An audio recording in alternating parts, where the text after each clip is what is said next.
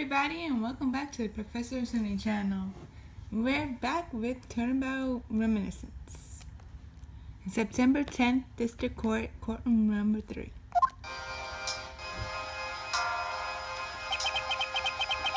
Oh, it's you, Mr. Edgeworth.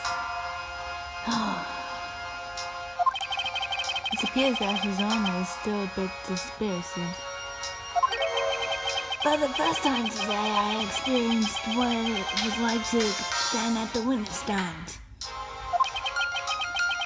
Now I have a greater appreciation for just how hard it is to give testimony. Well, there is no reason for you to be depressed about it, Your Honor. As a judge, no one expects you to think about anything other than the verdict. Well, especially Manfred. Francisca, there is no need to further depress his honor. But I'm not trying to, Miles. Your honor? Your honor, I've come to collect the evidence that was to be transferred to me. Hey, Your honor? The evidence? Your honor! Oh, you! Yes, can I help you? I'd like to collect the evidence now, sir. Your Honor, do you think that you can stay focused long enough to at least do your job? Oh yes, I'm sorry. I would, except that the defense attorney has yet to arrive. She is busy with the investigation, so let's keep this brief, shall we? Very well. In that case, please confirm that all the pieces of evidence are present. Furthermore, evidence that was used in the murders of Mr. Faraday and Mr. Rowe are also included. So please go ahead and use them in your investigation into their case. Understood, Your Honor. The pieces of evidence that were used in the murder of those two men. This could be a very good chance for me to find new leads regarding their case. And maybe even something that would finally lead me to the truth. I placed all the evidence over there on the prosecutor's bench for you. Yep, that's the prosecutor's bench. I see. Thank you very much. I will go and confirm that they are all accounted for.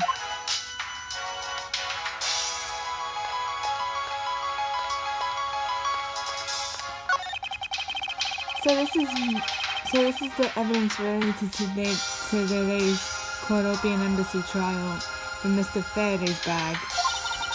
You mean the evidence bags that was on the table in lobby number 2, right? Yes. Finally, we can now take a look at the evidence itself, and not judge the data about them, and not just data about them.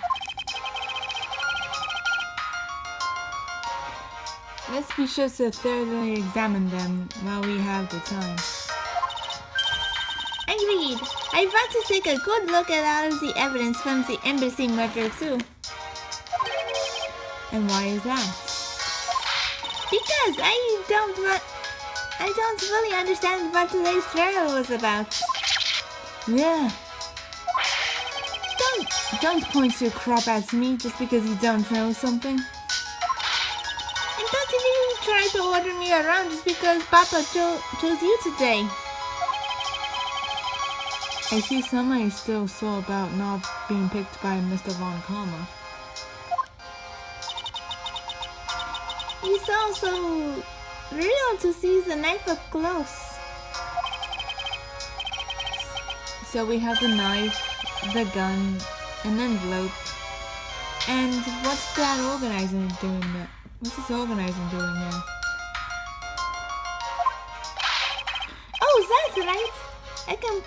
Oh, that's the judge line. Oh, that's right. I completely forgot to tell you.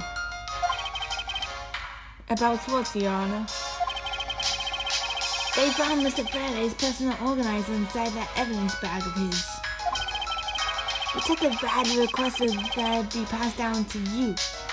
He said it would help with the investigation. Detective Brad said that? What a strange stroke of luck.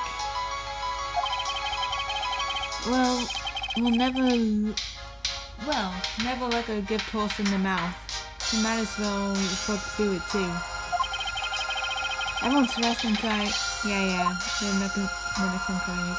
Let's look at the envelope first. I took a quick look through these documents before the trial started. Well, I wasn't even afforded the opportunity to skim it. I suppose I should explain it to you. Yes, you should. Perfectly and in its entirety, if you please. On the night of September 8th, an embassy staff member was killed in front of the embassy. The staff member died of a shock due to being shot in the heart. And somebody's to blame because they give love a bad name. Mackerel was brought in that night as a suspect and thoroughly questioned because the murder weapon was found on him, for which he was arrested on the spot. A simpleton of a man, that's what he was. Perhaps he was, but the weapon wasn't the only incriminating evidence he had. Mr. Rowe was caught in the act on film by a security camera. He was even a bigger simpleton than I thought. I can't believe he didn't know the security camera. The court opening the embassy's security system is supposedly very well disguised. He may have simply not been aware that there was a camera in the area. So, have you seen the contents of the video for yourself? Yes, the surveillance video the security camera took was played during the trial by Mr. Faraday. You can clearly identify Mr. Rowe. Even the sound of the gunshot was crystal clear. So the footage included sound, huh? I don't think I'd ever want to see the moment of someone's death in real life. Hold it. Way back in Turnabout Reminiscence, they had color and video and sound video. But in Rise from the Ashes, it's black and white. But then again in I think it was Turnabout Serenade that they had the color and sound video again, but of course that was a music video, so. And also a recording of a concert, so. Me neither. Not since that day.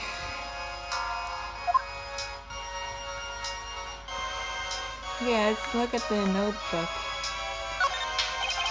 Mr. Faraday's organizer. It appears he was in the habits of reusing it. It looks like he wrote his strategy for getting Mr. Rail convicted down here. I've collected the evidence I need to prove that Rel was the killer. Between the handgun Mr. Rel had on him when he was arrested and the surveillance tape, I should be able to prove that he was the one. It appears that Mr. Faraday honestly believed that Mr. Rel was the killer in this case. The sound of his handgun going off is recorded with superb clarity on the surveillance video. I also have evidence that I can use to prove that Mr. Rell is not the real Yatagarasu. And it would appear that he had proof that Mr. Rell was not the Yatagarasu. No matter what he may try to play it, how he may try to play it, as long as I have the Yatagarasu's key, I can prove he's a phony. If I present it to him in court, it should clear everything up. And apparently he also apparently had a very definitive piece of evidence. It's been a long battle. I hope this will finally bring it to an end. Yes, I believe that Mr. Faraday was well prepared to discredit any claim that Mr. Rell might have made about being the real Yatagarasu. And he had the way to prove that Mr. Rell was the guilty party in the embassy murder. This organizer is a clue straight from Mr. Faraday. I'll have to take my time and give it a thorough read later.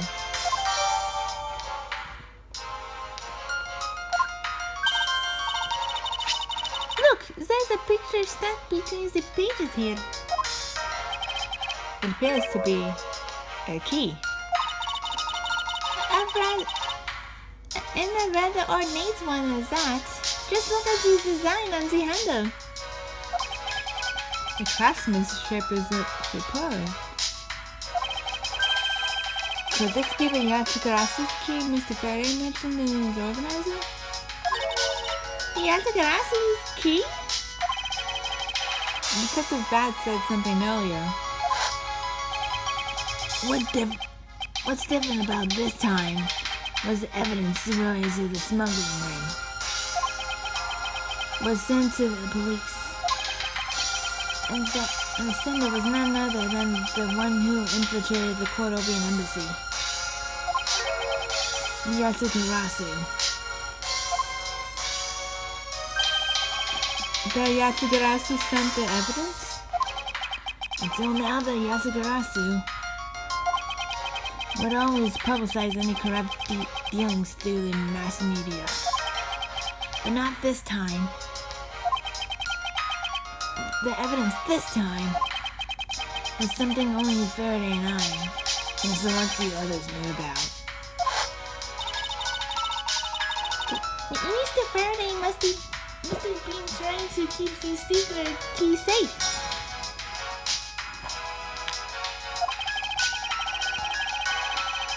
And the prosecutor on both the Yatagarasu and the smuggling ring. That's to be expected.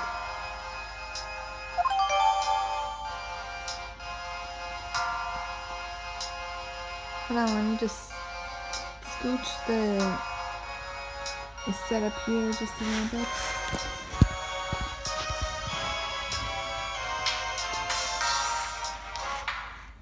Yeah, that's good. Okay.